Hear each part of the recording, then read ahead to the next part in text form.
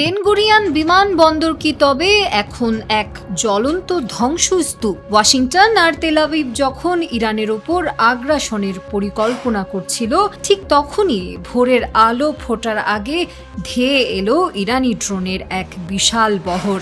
এক আঘাতেই লণ্ডভণ্ড হয়ে গেল ইসরায়েলের বিমান চলাচলের স্নায়ুকেন্দ্র। বেন গুরিয়ন এখন শুধুই হাহাকারের নাম।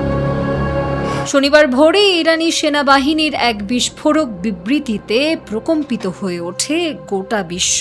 ড্রোন ঝড়ের কবলে পড়ে মুহূর্তেই গুড়িয়ে গেছে বিমানবন্দরের নবনির্মিত কন্ট্রোল টাওয়ার সহ টার্মিনাল 1 এবং 2 এর নিয়ন্ত্রণ কক্ষ। ইসরায়েলি ফাইটার জেটগুলোর দিক নির্দেশনা দেওয়ার সব পথ এখন চিরতরে রুদ্ধ।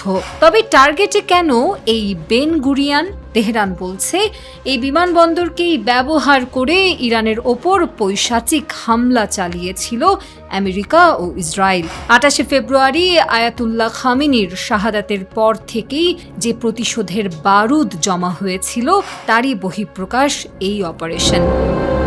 ড্রোনগুলো কেবল আঘাতই হানেনি, বরং ইসরায়েলি ইলেকট্রনিক ওয়ারফেয়ার এবং নজরদারি ক্ষমতাকে এক নিমিষেই পঙ্গু করে দিয়েছে। শত্রুর প্রতিটি চাল এখন ইরানের হাতের মুঠোয়। ইরানি সেনাবাহিনী সাফ জানিয়ে দিয়েছে, শহীদের রক্তের বদলা নেয়া কেবল শুরু। এই প্রতিশোধ হবে সমপরিমাণ এবং বিরামহীন।